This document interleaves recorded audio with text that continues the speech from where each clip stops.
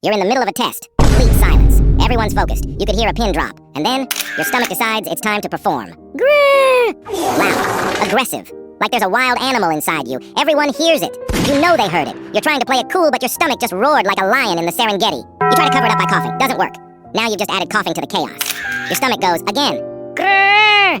Bro, relax. I fed you breakfast. What more do you want? The person next to you looks over. You avoid eye contact. Pretend it wasn't you. Maybe they'll think it was someone else. But it happens again. And now there's no denying it. That's your stomach declaring war on your dignity. You're sitting there, starving, embarrassed, trying to finish this test while your internal organs are protesting loudly. Lunch is in 30 minutes, but your stomach's acting like it's been days. School tests aren't hard because of the questions. They're hard because your body betrays you.